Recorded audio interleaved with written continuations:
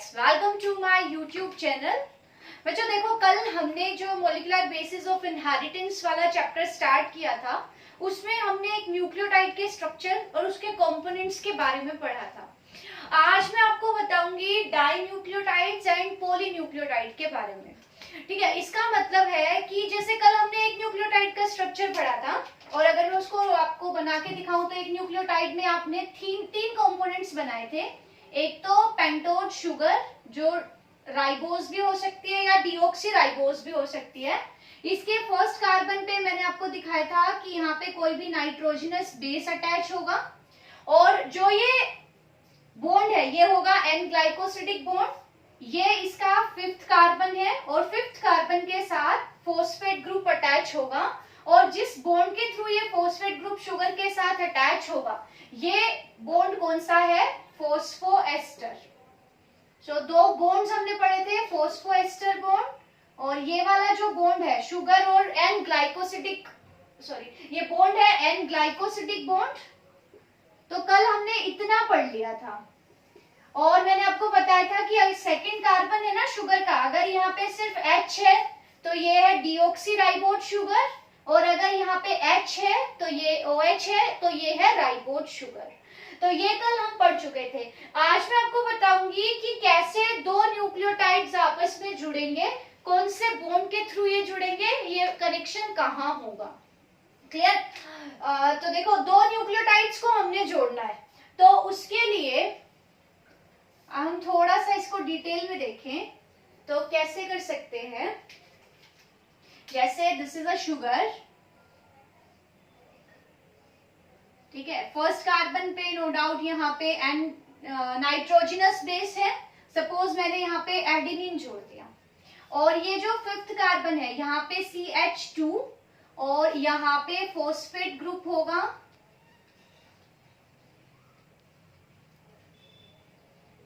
ऐसे। कल मैंने आपको बताया था फॉस्फोरिक एसिड होता है H3PO4। तो देखो यहाँ पे ये हाइड्रोजन, यहाँ पे OH होता है, तो H पॉजिटिव निकाल दिया मैंने, तो यहाँ O नेगेटिव बच गया। यहाँ पे OH था, यहाँ पे OH था CH2OH, और इसके साथ भी एक OH था। तो याद रखना है कि इसका H इससे यहाँ पे देखो, यहाँ पे कैसे था, सिंपल मैं आपको बना के बताऊं ये तो कैसे जुड़े थे ये। यहाँ फिफ्थ कार्बन पे क्या था? CH2OH प्रेजेंट था। ठीक है, अब फॉस्फेट ग्रुप में क्या है? P, और यहाँ पे बना दूं मैं OH। ये आपका फॉस्फेट ग्रुप है, ये पूरा आपका फॉस्फेट ग्रुप है, और ये आपका शुगर और नाइट्रोजनस बेस जुड़े हुए हैं। इसका मतलब ये एक न्यूक्लियोसाइड है।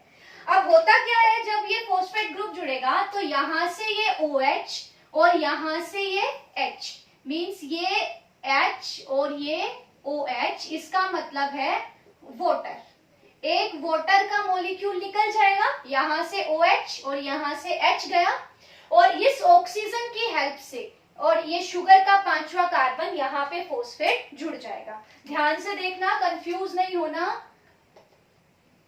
यहाँ पे क्या हो गया, अब यहाँ नीचे बना देती हूँ मैं, आपको दिखेगा नहीं उधर।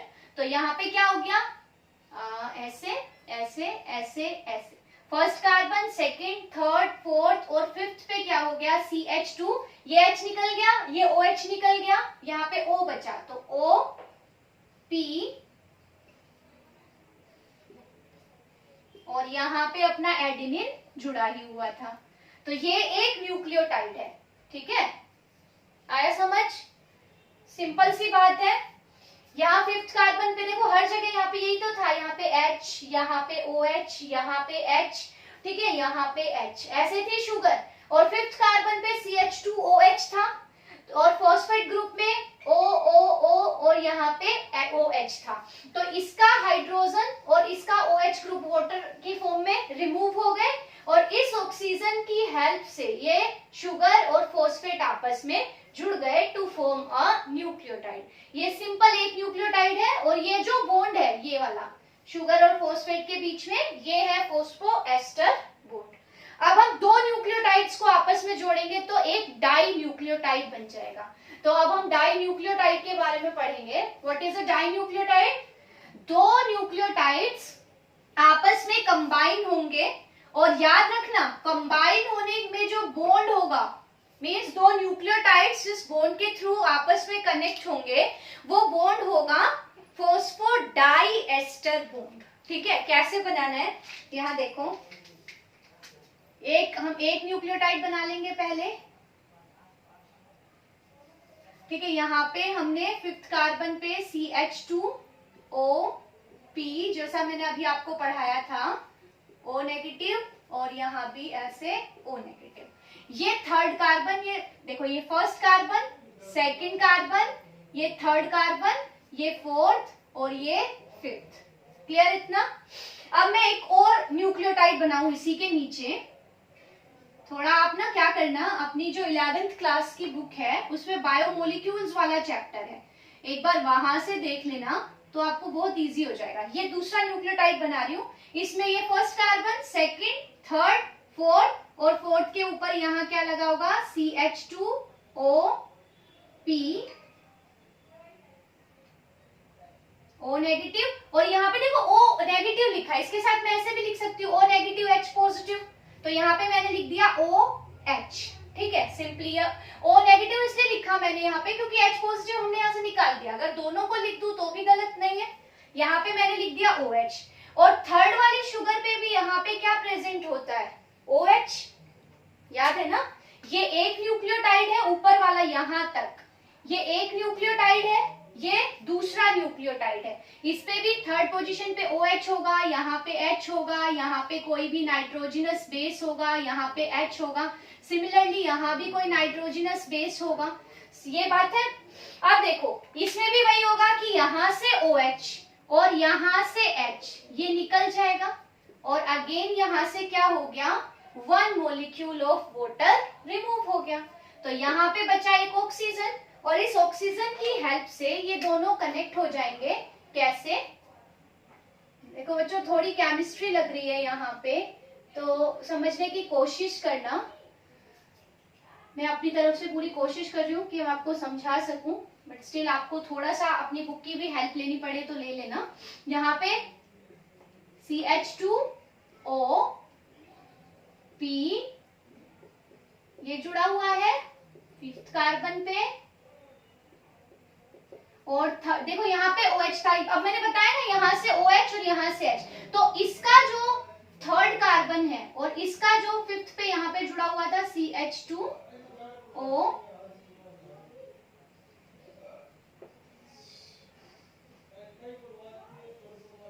ये जुड़ गया। समझ आया? यहाँ पे जोड़ दो, यहाँ से OH निकाल दो, यहाँ से H, तो सिंपली ये जो ऑक्सीजन हमारे पास बच गया, इस ऑक्सीजन की हेल्प से ये फॉस्फेट ग्रुप और ये शुगर आपस में अटैच हो जाएंगे।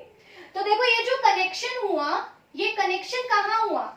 इस शुगर के, तो ये 5th कार्बन है ना, इस शुगर के तो 5th कार्बन पे जो फॉस्फेट ग्रुप था ये फॉस्फो एस्टर बॉन्ड था,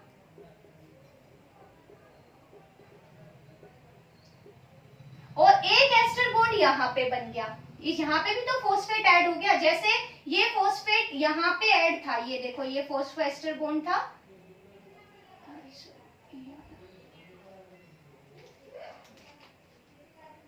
ये फॉस्फो, देखो ये शुगर और ये ऑक्सीजन और ये फॉस्फेट, ये वाला जो बॉन्ड है ये कौन सा था? एक फॉस्फो एस्टर बॉन्ड। सिमिलरली इस फॉस्फेट के ऑक्सीजन और इस शुगर के यहाँ पे भी कार्बन के बीच में भी क्या बन गया? एक phosphoester bond. So there are total 2 phosphoester bond. ठीक है, तो ये जो टोटल 2 बॉन्ड्स हो गए, एक फॉस्फो एस्टर इधर, एक फॉस्फो एस्टर इधर, तो दोनों मिलके क्या कहलाएंगे? Phosphodiester bond. इसको मैं सिंपल करके लिखती हूँ आपके लिए, जिसको ये समझ आया ठीक है, वरना मैं सिंपल करके लिख रही हूँ, आप वो स्ट्रक्चर याद कर लेना कि 2 न्यूक्लियोटाइड्स आपस में जिस बॉन्ड के थ्रू जुड़े होंगे वो बॉन्ड होगा फॉस्फोडाइएस्टर बॉन्ड, और ये बनेगा एक पहले कार्बन जो था एक न्यूक्लियोटाइड के 5th और दूसरे के 3rd के बीच में। जैसे मैं इस न्यूक्लियोटाइड को थोड़ा सा टिल्ट कर देती हूँ तो बनेगा, जैसे देखो यहाँ पे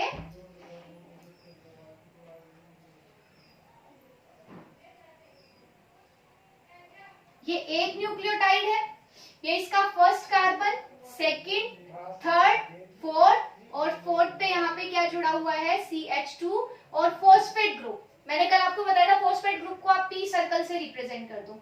ये फिफ्थ कार्बन है, ठीक है। थर्ड कार्बन पे यहाँ OH होता, वो मैंने यहाँ नहीं दिखाया। ये एक न्यूक्लियोटाइड है, इसके फर्स्ट कार्बन पे आप कोई भी नाइट्रोजनस बेस अटैच कर दो, जैसे मैंने यहाँ पे अटैच कर दिया है एक। ये एक न्यूक्लियोटाइड है, ऐसे ही दूसरा न्यूक्लियोटाइड है, ऐसे। ये इसका first carbon, second carbon, third carbon, fourth carbon और यहाँ पे क्या है, ये इसका फिफ्थ कार्बन। और फिफ्थ कार्बन पे इसके साथ भी क्या अटैच है, एक फॉस्फेट ग्रुप। तो ये एक न्यूक्लियोटाइड है, ठीक है, एक न्यूक्लियोटाइड इसके फिफ्थ पोजीशन पे फॉस्फेट ग्रुप है। ये दूसरा न्यूक्लियोटाइड है, इसके भी फिफ्थ पोजीशन पे फॉस्फेट ग्रुप है। अब इसका फिफ्थ वाला फॉस्फेट ग्रुप इसके थर्ड वाले से कनेक्ट हो जाएगा। इसी तरह से यहाँ पे OH था, ठीक है, तो इसका फिफ्थ वाला जो फॉस्फेट ग्रुप था वो इसके साथ तो कनेक्टेड था, कौन से बॉन्ड से, फॉस्फोएस्टर बॉन्ड से। अब ये फॉस्फेट ग्रुप इसके थर्ड वाले कार्बन, इस शुगर के थर्ड वाले कार्बन के साथ भी अटैच हो जाएगा। तो एक फॉस्फोएस्टर यहाँ बन गया, तो एक फॉस्फोएस्टर ये और एक फॉस्फोएस्टर ये दोनों मिलके क्या कहलाएंगे, फॉस्फोडाइएस्टर बॉन्ड, ठीक है, क्या कहलाएंगे, फॉस्फोडाइएस्टर बॉन्ड। और ये फॉस्फोडाइएस्टर एक के थर्ड और दूसरे के फिफ्थ कार्बन के बीच में बना है, तो मैं इसको लिख सकती हूँ 3,5 फॉस्फोडाइएस्टर बॉन्ड, क्योंकि इस फॉस्फोडाइएस्टर बॉन्ड में एक का तो फिफ्थ कार्बन इन्वॉल्व है और एक का थर्ड कार्बन इन्वॉल्व है, तो दोनों कनेक्ट हो गए with the help of this bond. और इस बॉन्ड को हम कहेंगे 3,5 फॉस्फोडाइएस्टर बॉन्ड। और ये जो स्ट्रक्चर है, इस स्ट्रक्चर में मैंने दो न्यूक्लियोटाइड्स को ऐड किया है, so this structure is a dinucleotide. इसको मैं साफ साफ बताती हूँ कैसे आपको अटेम्प्ट करना है। जैसे क्वेश्चन आता है पेपर में कि एक डाई न्यूक्लियोटाइड का स्ट्रक्चर आप रिप्रेजेंट कीजिए along with its component and the various bonds involved in it, कि आपको बताना है कि एक डाई न्यूक्लियोटाइड्स के क्या क्या कंपोनेंट्स होंगे, कैसे वो कंपोनेंट्स जुड़े होंगे और कौन कौन से बॉन्ड्स इसमें इन्वॉल्व होंगे। तो इसमें आपको आपके एनसीईआरटी में जो बनाया है वही मैंने अभी बताया था। आपको शुगर को ऐसे थोड़ा सा टिल्ट करके दिखाना है, first carbon, second, third, fourth और ये फिफ्थ कार्बन। फिफ्थ कार्बन पे आपको दिखा देना है फॉस्फेट ग्रुप। फर्स्ट कार्बन पे आपको कोई भी नाइट्रोजनस बेस अगर नहीं दिया है उन्होंने क्वेश्चन पेपर में, तो आप कोई भी, जैसे सपोज मैंने ए जोड़ दिया, ये एक न्यूक्लियोटाइड है, इस तरह से दूसरा न्यूक्लियोटाइड बना दूं मैं यहाँ पे, ये दूसरा न्यूक्लियोटाइड है, यहाँ भी फर्स्ट, सेकंड, थर्ड, फोर्थ और यहाँ पे CH2 फिफ्थ कार्बन और इसके साथ क्या जुड़ा होगा, phosphate group with the help of a phosphoester bond, ये वाला, ठीक है। अब इस फॉस्फेट को इसके थर्ड वाले से कनेक्ट करके दिखा देना और यहाँ पे लास्ट में 3 वाले पे OH आपको दिखाना है, फर्स्ट वाले पे आप कोई भी दूसरा नाइट्रोजनस बेस जैसे मैंने दिखा दिया C। तो ये जो स्ट्रक्चर है, this structure is a dinucleotide. इसमें कौन कौन से बॉन्ड्स इन्वॉल्व है बच्चों, देखो ये वाला जो बॉन्ड है शुगर, ये शुगर और ये नाइट्रोजनस बेस के बीच में ये है N ग्लाइकोसिडिक बॉन्ड, ठीक है। ये जो बॉन्ड है एक, इसमें देखो ये वाला एक फॉस्फेट है, सिंपल फॉस्फेट वाला जो बॉन्ड है ये है फॉस्फोएस्टर बॉन्ड, ठीक है। यहाँ भी सिंपली ये N ग्लाइकोसिडिक बॉन्ड और ये जो बॉन्ड है ये भी एक फॉस्फोएस्टर बॉन्ड है और ये एक एस्टर बॉन्ड और बन गया। तो ये पूरा जो बॉन्ड है जिसके थ्रू दो न्यूक्लियोटाइड्स अटैच हैं, ये है फॉस्फोडाइएस्टर बॉन्ड और ये तीसरे और पांचवें कार्बन के बीच में बना है, तो मैं इसको कहूंगी 3,5 फॉस्फोडाइएस्टर बॉन्ड। और ये पूरा स्ट्रक्चर है एक डाई न्यूक्लियोटाइड। क्लियर? अब देखो फर्स्ट वाले कार्बन पे तो क्या फ्री है, ये फॉस्फेट फ्री है जो कौन से एंड पे है, 5 प्राइम। देखो इस वाले का फॉस्फेट तो इसके साथ बॉन्ड बनाने में एंगेज हो गया। पहले वाला जो कार्बन था, पहला जो न्यूक्लियोटाइड था, उस पे फॉस्फेट ग्रुप फ्री है 5 प्राइम एंड पे, तो इस एंड को हम कहेंगे 5 प्राइम एंड। अब इस वाले न्यूक्लियोटाइड में देखो फॉस्फेट ग्रुप तो बॉन्ड बनाने में बिजी हो गया, लेकिन इसका जो 3 वाला कार्बन है उस पे OH ग्रुप फ्री है, तो इस एंड को मैं क्या कहूंगी 3 प्राइम एंड। तो आपसे कई बार पूछ लेते हैं कि एक जैसे हमने डाई न्यूक्लियोटाइड बनाया तो उसका 5 प्राइम और 3 प्राइम एंड भी आपको रिप्रेजेंट करना है, और इसका क्या मतलब है, 5 प्राइम एंड का और 3 प्राइम एंड का क्या मतलब है। तो देखो आपको क्या बताना है, डाई न्यूक्लियोटाइड बना दिया आपने, तो आप देखोगे जो हमारा पहले वाला न्यूक्लियोटाइड था उसमें 5th कार्बन का जो फॉस्फेट ग्रुप है, क्योंकि इधर और न्यूक्लियोटाइड नहीं है तो ये वाला फॉस्फेट ग्रुप फ्री है, सो दिस एंड जहां पे 5 प्राइम एंड पे फॉस्फेट ग्रुप फ्री है, इस एंड को मैं लिखूंगी 5 प्राइम एंड। और जो नेक्स्ट वाला न्यूक्लियोटाइड है उसमें देखो आगे कोई भी न्यूक्लियोटाइड नहीं है, तो इसका 3 वाला इंगेज नहीं हुआ बॉन्ड बनाने में, ये फ्री है, तो इस एंड को मैं कहूंगी 3 प्राइम एंड। क्लियर? ठीक है, थोड़ा सा देख लेना इसको रिवाइज करवा दूंगी मैं फिर से, अगर आपको समझ नहीं आया है तो आप कमेंट सेक्शन में मुझे बता देना। और ये हो गया हमारा एक डाई न्यूक्लियोटाइड। अब इस तरह से मैंने ये 2 जोड़े, अगर मैं बहुत सारे न्यूक्लियोटाइड्स को आपस में जोड़ दूं तो जो पूरा स्ट्रक्चर बनेगा वो कहलाएगा एक polynucleotide. Poly means many, di means 2। तो 2 न्यूक्लियोटाइड जो जुड़े थे कौन से बॉन्ड से, 3,5 फॉस्फोडाइएस्टर बॉन्ड से। इसी तरह से अगर मैं कह दूं कि आप एक पॉलीन्यूक्लियोटाइड चेन को रिप्रेजेंट कीजिए तो आप कैसे दिखाओगे वो भी मैं बताती हूँ। उसमें आपको बहुत सारे न्यूक्लियोटाइड्स आपस में जोड़ के बताने हैं, एक चेन बन जाएगी, एक स्ट्रेट चेन बन जाएगी न्यूक्लियोटाइड्स की, उस चेन को मैं कहूंगी पॉलीन्यूक्लियोटाइड चेन। तो जो हमारा नेक्स्ट स्ट्रक्चर है वो है पॉलीन्यूक्लियोटाइड्स।